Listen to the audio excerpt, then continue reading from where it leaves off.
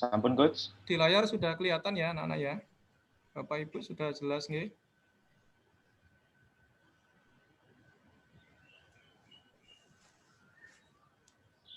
Silakan Coach Saga. Nggih, bisa dimulai nggih. Assalamualaikum warahmatullahi wabarakatuh. Waalaikumsalam. Waalaikumsalam warahmatullahi wabarakatuh. Selamat pagi anak-anak dan Bapak Ibu Wali. Gimana, sehat nggih? Alhamdulillah sehat. Alhamdulillah sehat. Oke. Sebelum masuk ke materi, mungkin izinkan saya perkenalan nggih. Mungkin ada beberapa yang masih belum kenal, khususnya dari Olympus Futsal nggih. Mungkin kalau dari Olympus Basket sudah tidak asing sama saya nggih. Perkenalkan, nama saya Triwaya Gasputra, biasa dipanggil Coach Aga. Latar belakang dari pendidikan saya, yang pertama masuk Universitas Negeri Surabaya jurusan Pendidikan Kepelatihan tahun 2015 dan lulus 2019. Dan sekarang melanjutkan studi S2 di Fakultas Kedokteran Universitas Airlangga. Oke. Untuk yang pertama, Olympus Training Sport Academy. Next, Coach. Oke. Jadi sebelum Olympus Sport Academy itu muncul, apakah Olympus Training ini ada apa namanya? Sebelumnya apa ada menaungi beberapa di fokus dalam olahraga itu? Lebih tepatnya sebelum Olympus Sport Academy ini muncul, Olympus Training sendiri ini sudah menaungi beberapa bidang di dunia olahraga. Untuk yang pertama di sini yaitu Fitness Training Program atau program pelatihan fitness.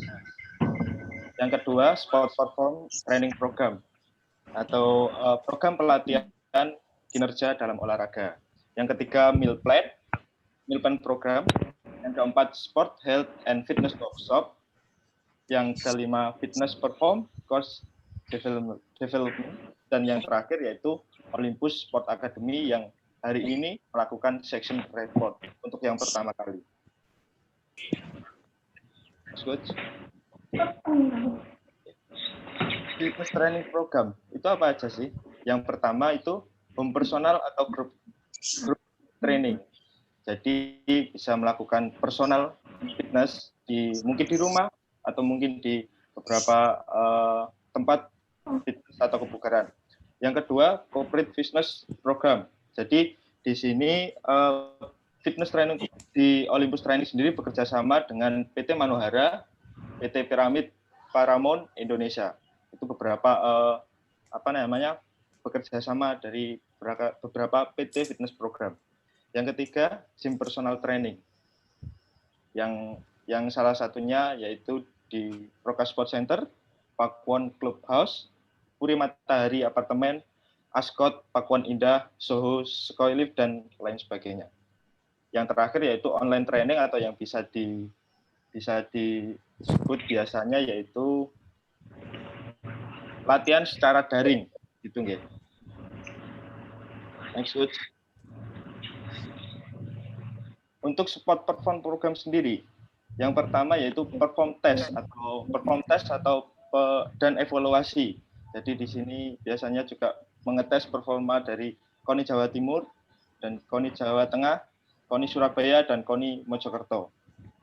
Yang kedua, short term periodisasi training program dan long term periodisasi training program atau biasa disebut dengan program latihan periodisasi secara jangka pendek dan jangka panjang. Meal Plan Program. Jadi untuk yang pertama ini menaungi fat loss program atau biasa disebut dengan program diet. Yang kedua weight gain atau penambahan berat badan, program penambahan berat badan. Yang ketiga special need program atau berkebutuhan khusus yang biasanya atau dengan contoh yang pre-postnatal sebelum atau sesudah melahirkan, dan juga degenerative disease atau disebut juga sebagai berkebutuhan tertentu itu dan lain sebagainya. Jadi di sini ada beberapa contoh foto dari fitness perform dan coach development. Dari sini ada dari pelatihan fitness, ada juga workshop, ada juga pelatihan kebugaran kondisi fisik dan lain sebagainya. Yang kedua dari sport health dan fitness workshop. Nah, di sini ada beberapa contoh foto yang sudah dilakukan oleh Olympus Training di dalam bidang fitness workshop. Jadi ada beberapa foto. Jadi mulai yang pertama sampai sekarang berdiri. Oke. Untuk yang Olympus Sport Academy sendiri, kita pertama kali buka dulu. Antara lain yang pertama kali muncul yaitu Olympus Basket Academy atau Akademi Olympus Basketball. Yang kedua Olympus Futsal Academy. Dan harapannya untuk bulan ini sudah ada 3 cabang olahraga yang sudah mulai bisa dibuka. Yang pertama yaitu Olympus Swimming Academy, Olympus Badminton Academy, dan Olympus Volleyball Academy. Jadi ada untuk sekarang Olympus Sport sudah membagi 5 cabang olahraga dalam cabang olahraga. Itu.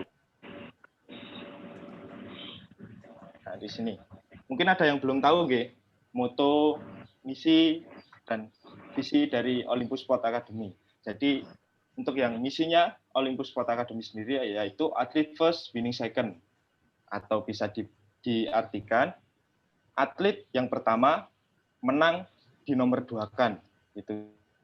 Jadi dari performa atlet itu sendiri, dari kesehatan atlet itu sendiri, dari kebugaran atlet itu sendiri kita nomor pertamakan atau kita utamakan. Jadi untuk kemenangan atau sebuah prestasi dalam bidang non akademik dari ini kita nomor 2-kan.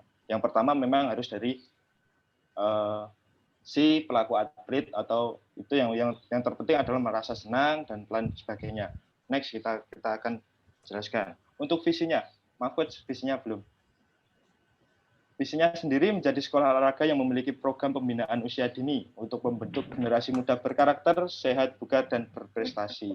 Jadi berprestasi di sini bukan hanya berprestasi dalam Olympus atau akademi ini sendiri, nggih. Jadi diharapkan para atlet dan anak-anak sendiri berprestasi juga di bidang akademik. Jadi di samping dia mengikuti ini, kebugaran dari si atlet, dari si anak ini sendiri dia bertambah. Jadi dia bakalan mampu menerima dari pelajaran-pelajaran dan nantinya diharapkan juga berprestasi di bidang akademik.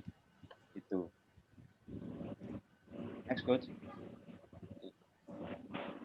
Jadi di sini misi dari Olympus Academy dari beberapa, yaitu yang pertama membentuk karakter. Jadi yang pertama memang dari kecil harus ditanamkan yang namanya karakter. Jadi mulai dari karakter untuk meningkatkan prestasi olahraga di Indonesia.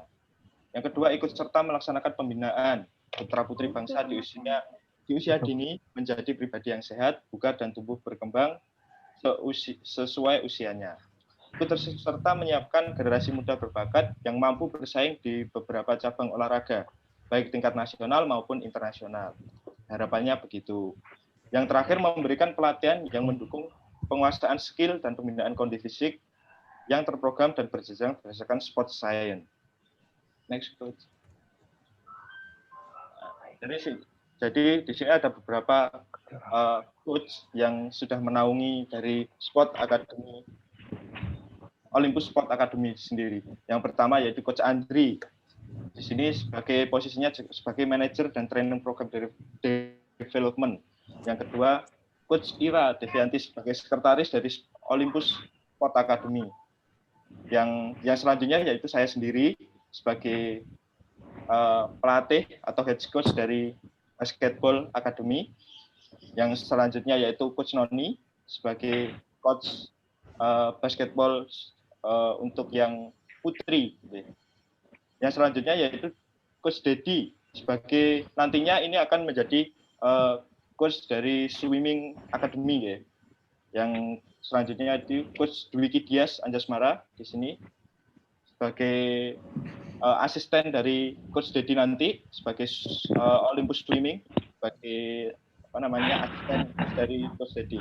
Yang selanjutnya yaitu Coach Farid yang sudah tidak asing dari Futsal Academy nggih. Beliaunya Coach Farid menjadi head coach dari Olympus Futsal Academy, dan yang kedua Coach Arisa juga yang mungkin sudah tidak asing, dan yang terakhir nanti ada Coach Dibyo Triwidodo yang nantinya akan menaungi sebagai coach di bidang cabang olahraga badminton. Next, coach. Nah, di sini ada Olympus Sport Academy Program. Jadi section pertama yang sudah kita lakukan hari ini, jadi tes dan evaluasi dan 4 bulan training program, dan selanjutnya disectionkan pada pagi hari ini. Dan yang section kedua nantinya ke depannya, yang pertama yaitu tes dan evaluasi, sama juga 4 bulan training program atau 4 bulan program latihan, dan salah satunya yaitu latihan di alam. Yang section ketiga yaitu tes dan evaluasi juga, dan 4 bulan program latihan dan big competition, atau kita sudah mencoba untuk mengikuti kompetisi, itu section ketiga. Next, coach. Yang pertama yaitu pengembangan Olympus Sport Academy ke berbagai kota Indonesia. Itu Olympus Sport League bekerja sama dengan klub profesional sebagai wadah penyaluran prestasi. Jadi sudah bekerja sama dengan beberapa klub profesional yang mungkin sudah ada di Surabaya juga, dan nantinya dengan harapan sebagai penyaluran wadah prestasi. Begitu. Bekerja sama dengan beberapa perusahaan untuk memberikan beasiswa. Jadi sudah dijelaskan juga bahwasanya sudah bekerja sama dengan beberapa perusahaan, dan nantinya harapannya juga mampu memberikan beasiswa prestasi untuk seorang atlet Olympus Sport Academy sendiri. Nah, ini Olympus Futsal Academy Program. Jadi yang pertama itu ada di sini namanya basic training, yang durasinya harusnya yang diterapkannya pada atlet yaitu 4-8 tahun pada usia atlet. Oh maaf. Jadi durasi di sini 4-8 tahun untuk pemberian basic training. Jadi latihan dasar yang efektifnya diberikan pada umur anak 6 tahun sampai 14 tahun. Jadi umur anak 6 sampai 14 tahun di sini untuk yang paling efektif pemberiannya yaitu pada basic training atau biasa disebut dengan latihan dasar. Goal dan karakteristik. Jadi ini tujuannya yaitu memperkenalkan gerak umum, gerak motorik, teknik dasar, dan membangun motivasi secara fun. Nah, itu yang paling penting, secara fun atau secara senang. Jadi oke. Itu yang kedua, build up training. Biasanya durasinya 3-4 tahun untuk pemberian latihan pada build up training di sini. Yang biasanya paling efektif diberikan pada anak usia 15 tahun sampai 18 tahun. Dengan tujuannya yaitu untuk memperkenalkan gerak khusus pada cabang olahraga tertentu. Cabang olahraga meningkatkan kualitas teknik menuju cabang olahraga khusus dan pembentukan fisik. Jadi di sini mulai dari pembentukan fisik, pembentukan gerakan khusus, dan pendalaman gerak pada cabang olahraga tertentu diberikan pada saat fase build up training, yang efektifnya diberikan pada anak usia 15 tahun sampai dengan 18 tahun. Untuk yang ketiga yaitu top level up training, yang biasanya durasinya kurang lebih 6-13 tahun pemberian pada latihan tersebut, yang efektifnya dilakukan atau diberikan pada anak usia remaja, yaitu 19 tahun sampai usia dewasa, sampai 30 tahun. Jadi goals atau karakteristik. Jadi untuk tujuan tersendiri yaitu membentuk teknik dan fisik dapat dilakukan di situasi yang berbeda. Jadi yang pertama yang paling signifikan yaitu untuk membentuk teknik dan juga fisik, yang bisa dikatakan itu pendalaman dari build up training tadi. Jadi yang sebelumnya dia sudah menguasai semua gerak cabang olahraga, semua gerak dalam cabang olahraga tertentu, yang di top up level training di sini nanti lebih mendalaminya lagi, jadi lebih mungkin bisa mendalami gerakan-gerakan yang mungkin belum ada di pada cabang olahraga tersebut. Next, coach. Nah, di sini. Ini latihan jangka panjang, ya. Jadi di sini ini sudah dijelaskan pada gambar age atau umur. Jadi mulai dari 6 tahun sampai 24 tahun. Jadi untuk 6 tahun sampai 14 tahun sebaiknya diberikan pada latihan multilateral development. Nanti 14 tahun ke atas sampai dengan 18 tahun dia diberikan dengan spesialis training. Sebagai contohnya dia berikan spesialis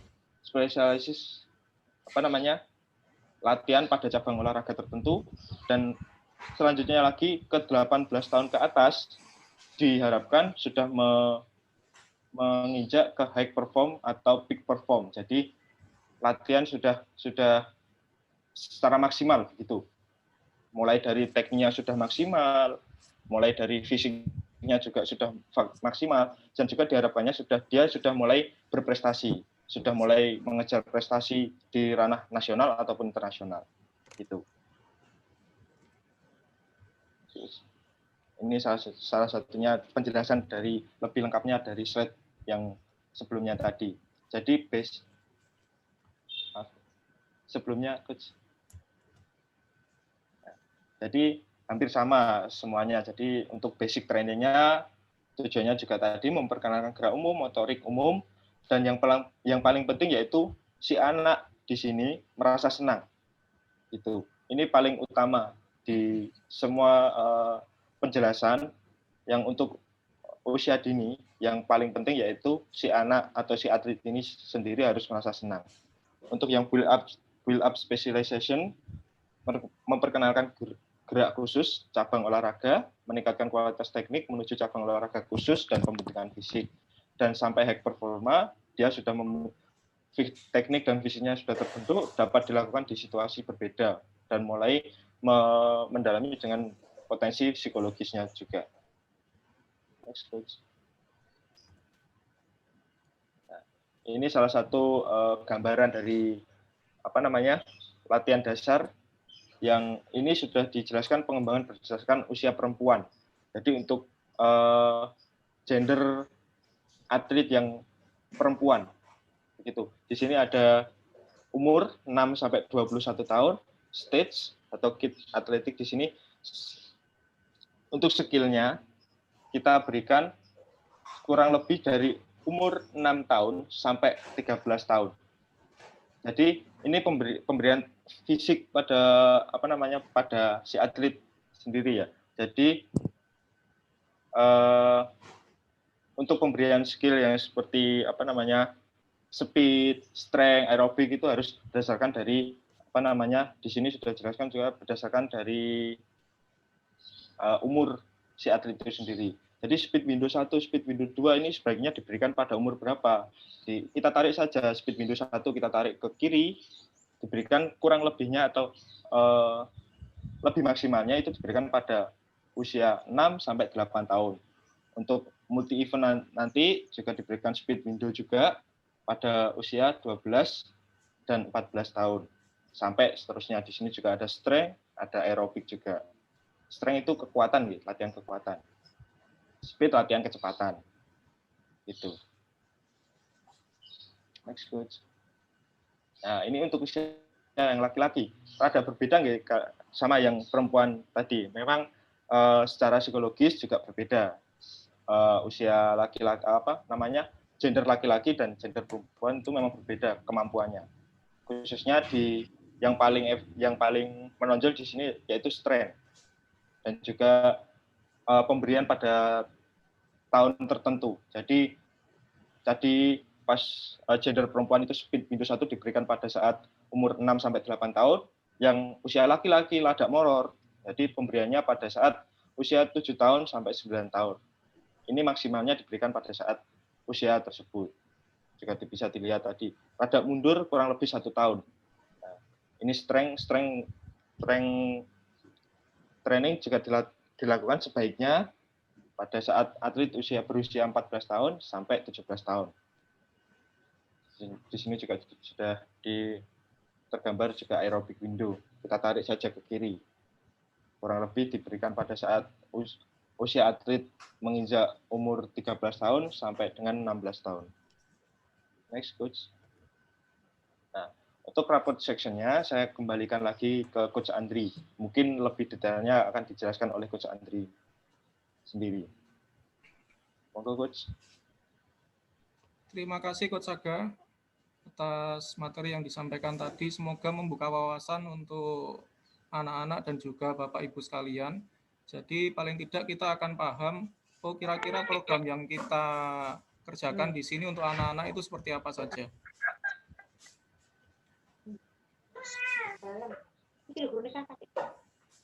Sebentar kita masuk ke materinya.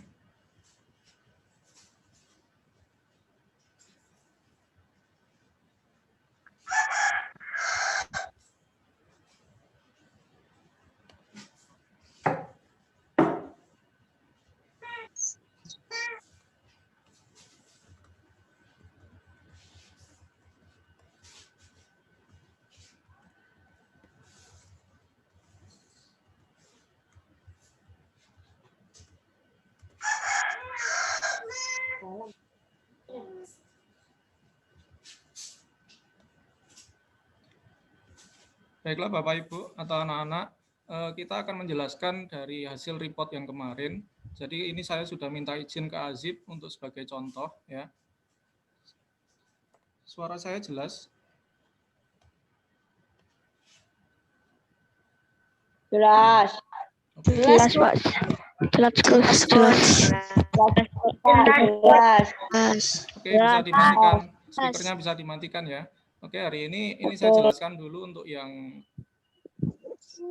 health and performance evaluasi. Untuk tekniknya nanti akan dijelaskan oleh Coach Saga sama Coach Farid. Jadi dari tes yang pertama yaitu body mass index. Jadi body mass index ini adalah pengukuran untuk status gizi kalian. Ya, jadi status gizi anak-anak di sini bisa dihitung dari tinggi badan dan berat badannya. Nah, ini kriterianya. Nah, ini belum masuk, coba.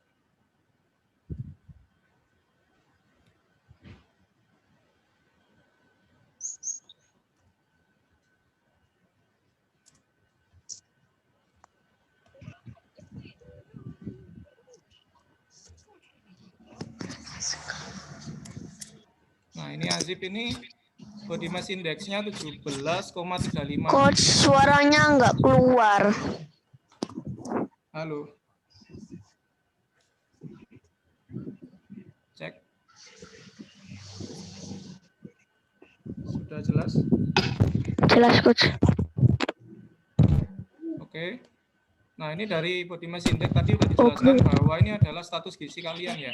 Jadi bagus apa enggak sih makanan yang kalian makan, terus kemudian diserap dengan baik atau enggak, bergizi atau enggak, sehingga digunakan tubuh dengan baik dan lancar untuk aktivitas kegiatan kalian.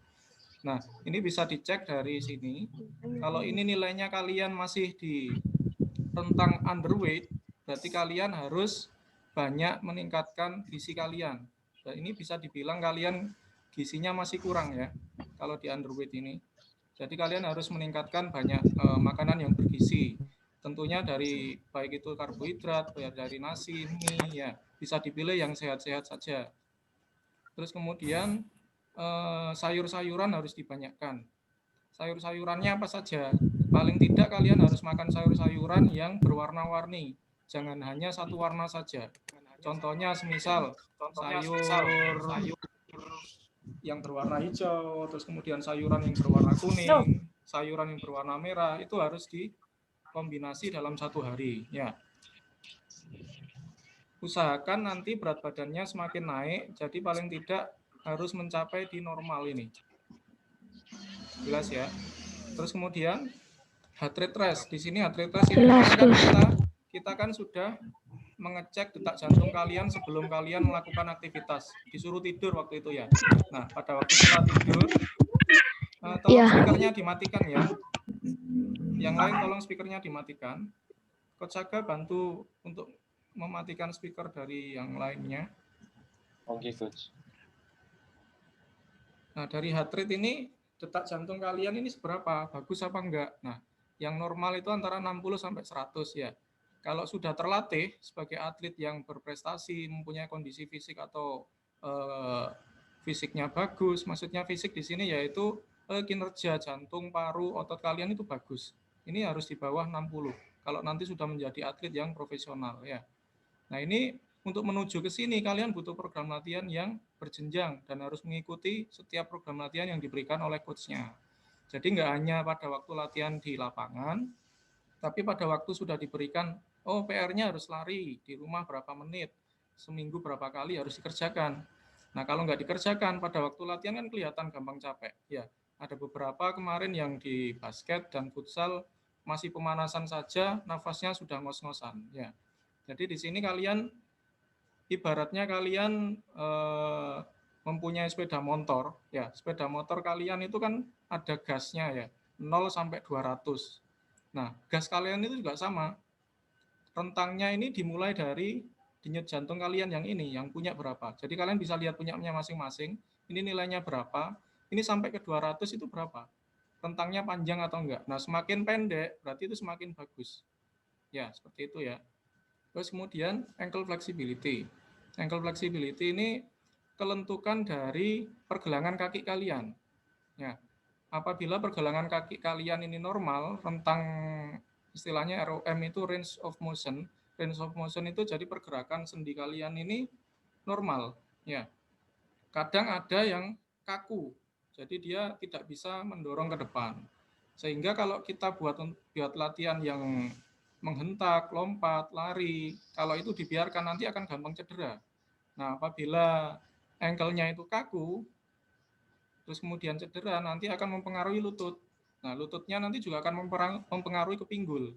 Ya, kalau pinggul kalian nanti lama-lama dibiarkan seperti itu, nanti akan gampang cedera.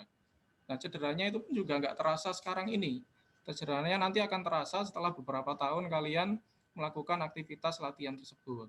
Jadi, apabila ininya dia masih jelek, nah seperti ini, right, yang kanan ini pure itu maksudnya dia masih jelek karena kelihatan jinjit. Nah, itu harus ada program tertentu yang kita berikan. Nah, nanti akan diberikan oleh coach-nya masing-masing apa yang harus dilakukan ya. Jadi antara kanan dan kiri ini harus seimbang dan harus bisa bergerak secara normal. Terus kemudian trunk flexibility. Trunk flexibility ini kelentukan dari punggung kalian. Nah, ini bisa dikatakan sebagai kelentukan secara menyeluruh dari tubuh kalian. Jadi pada waktu kalian duduk, kakinya lurus, terus disuruh mencium lutut, tangannya lurus ke depan itu, punggungnya bekerja untuk melenturkan badan ke depan. Nah, kalau tangannya belum bisa melebihi dari ujung kaki, berarti itu dia masih jelek. Ya, jadi itu perlu pelenturan untuk tulang punggung, terus paha belakang dan juga bokong. Nah, itu perlu dilenturkan. Karena itu sangat penting sekali. Nah, apabila itu kaku, kalian tidak akan bisa mengikuti gerakan-gerakan yang disesuaikan pada olahraga kalian, baik itu futsal, baik itu basket. Nah, dan apabila dipaksakan, itu bisa menimbulkan cedera. Ya, nah di situ. Terus kemudian agility. Agility ini adalah kelincahan. Nah, seberapa lincah sih kalian pada waktu bermain basket, bermain futsal, ya. Sedangkan untuk mencapai kemenangan ataukah untuk meningkatkan prestasi pada waktu latihan atau pertandingan, kalian harus lincah, ya. Nah, kalau kalian tidak lincah, ya tidak bisa mengikuti permainan dengan baik. Bisa-bisa nanti akan mengganggu kerjasama antar tim. Yang satunya larinya cepat, kelincahannya bagus, karena kalian kurang lincah, akhirnya tidak bisa mendukung program latihan yang diberikan oleh pelatih dan juga untuk mencapai kemenangan. Itu salah satunya. Nah, ini di mana kalian? Nah, kalau masih di pure, kalian berarti butuh latihan kelincahan lagi. Nah, di sini kan kelihatan. Ini 21,31. Nah, ini kan tesnya kemarin didetikin ya. Jadi detiknya nanti harus lebih cepat kalian. Harus antara 18 detik ataupun 16 detik. Nah, nanti kalau sudah menjadi atlet berprestasi atau atlet yang profesional, nanti harus di atas ini. Harus di atas rata-rata. Jadi kalian masih harus naik kelas lagi sampai 4 tahap. Ya, masih panjang. Karena ini kita masih baru berjalan ya. Oke, agility sudah. Terus kemudian cardiorespiratory endurance. Di sini maksudnya yaitu daya tahan kalian. daya tahan itu seberapa kuat sih kalian melakukan aktivitas latihan tersebut. Ya, jadi kalau latihannya kita laksanakan 1,5 jam, cepat capek atau enggak? Nah, seperti itu. Kalau secara ilmiahnya, ini jantung dan paru kalian ini bekerja dengan baik atau tidak. Nah, untuk mengetesnya kemarin kan kita melakukan lari ya, lari bolak-balik sesuai dengan irama musik, tut lari, itu kan ada levelnya. Nah, ini Azib kemarin nilainya paling tinggi, yaitu level 7. Level 7 dengan putaran kedua. Nah, sedangkan di sini, padahal Azib kemarin kan sudah yang tertinggi. Nah, ini nilainya aja masih di bawah. Ya, masih di bawah rata-rata.